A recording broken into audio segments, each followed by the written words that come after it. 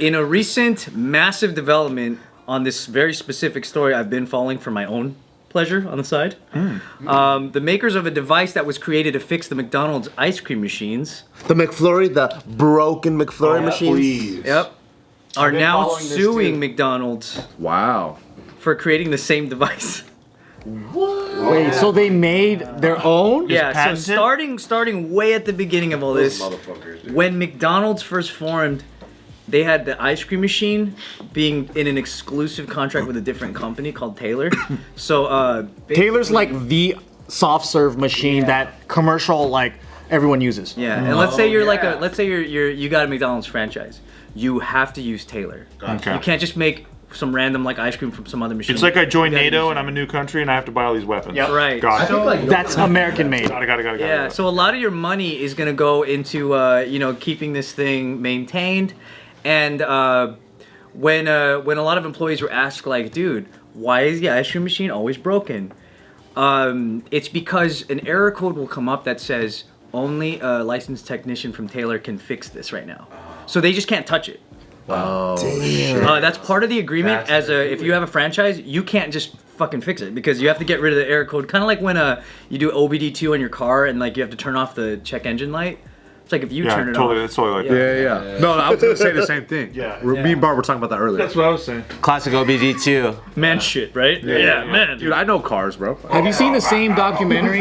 Yeah, it's great. Yeah, I watched the same thing, and so basically, they make so much fucking money from just repairs that they're just like, I mean, it's a part of the business plan. It's planned obsolescence. But it's been going on for so long, and most of the time, this technician would go in there and really just turn the code off. Doesn't really actually fix anything. That's fucked. And then they couldn't really prove it until like finally this other company made a device that actually shows you what is wrong with it. Ooh. And it's like a USB thing, right? You plug it in. And most of the time, nothing was really wrong with it. Wow. It just like regularly every quarter or every month or whatever. Exactly. Or every week. So this machine is just pretty much set up to break. But it also is like I think overnight you have to have it on the cleaning thing and all that, but it's easy to like trip up that that error because you have to clean it overnight, and that's why they go, we don't have any fucking soft serve right now, it's broken. I feel like it's been happening a lot less recently.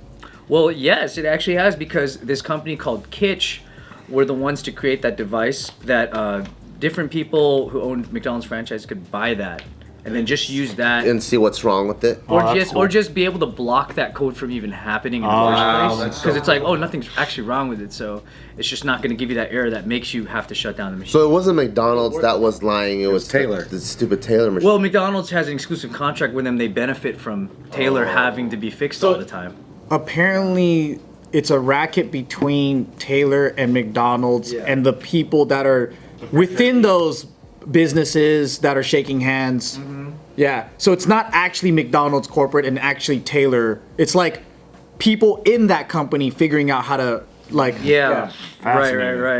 would have thought? So then what happened is after people started using the Kitsch device, McDonald's, obviously not knowing what to do, they got it. They set up a lab, reverse engineered what that device does, and they basically just created their own. McDonald's? So they're like, well, fuck it, we don't need to make the... We won't have broken ones anymore. So they completely put Kitsch out of business, and now Kitsch is suing them for unfair competition. Wait, Kitsch is suing them. Kitsch is suing. I thought it was Taylor. I thought Taylor would sue. No, Taylor's not suing.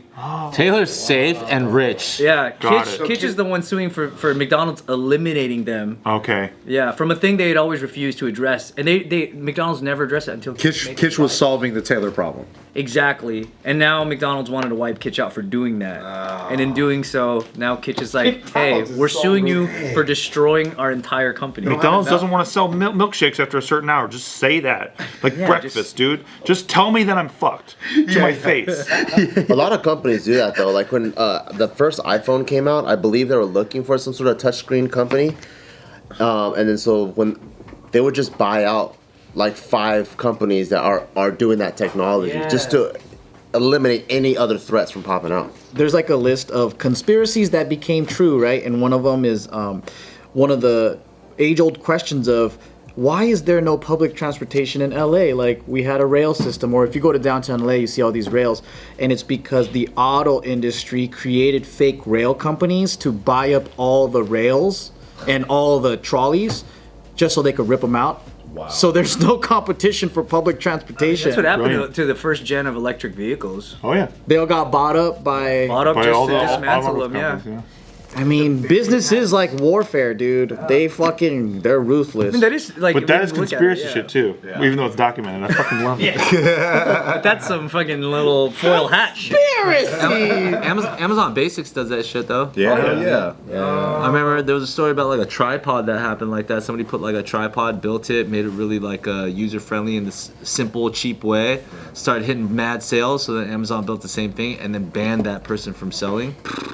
Wow. They're not shutting down the company; it's just saying, yeah, you can't sell here anymore. What's the difference between that and like what they do with shelf space, like at grocery stores? It's the same idea, right? Right. Like we can do a generic of your product, and we'll move you wherever the fuck we want. Yeah. True.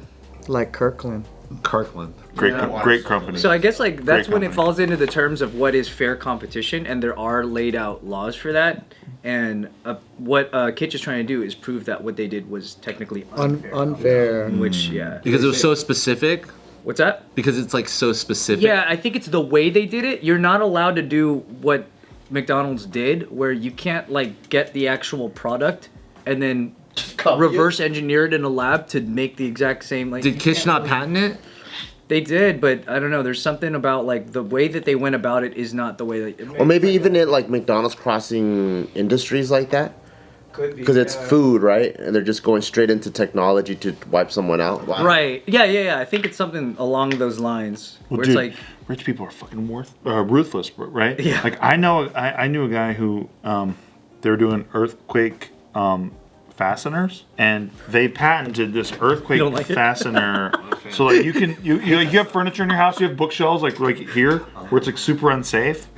And like these bookshelves, if there was an earthquake, they'd probably fall on me and I'd probably die right now. Well, you have an earthquake fastener, you bolt it to your wall, and then it's like it also like gets attached to the shelving, and so it doesn't fall down. Well, they were selling it for like 50 cents a unit, and then they're like is what the cost was, but then they're charging like $20. Well, the patent that the person got this earthquake fastener with, the partner for the patent, he was getting a share of every sale. And then the guy that I know, he's like, I'm tired of paying this guy. I'll just hire this other company to figure out how to reverse engineer my own patent, do it differently, patent that, and I'll just fucking sell that instead. Cut out that guy. And then I already paid the company a fee to like develop this, and they don't care about licensing. So cut that guy out, and boom. This happens so often, it's crazy. So often. It's so Yeah. mean. It's so fucking mean. It's so mean. Like a lot of the number 1 and 2, a lot of the number 1 and 2 companies, one of the guys that started the second company would have worked for like the first one.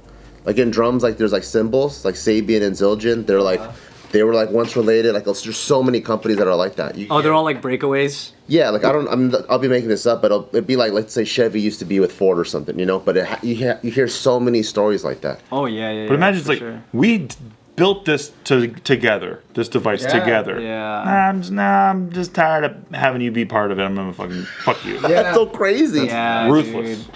I get if they had like a falling out or like a difference in how to, I don't know, like the philosophy of the company. And I mean, that always happens, right? Splits happen. But then when it comes to, man, I don't want to pay you anymore.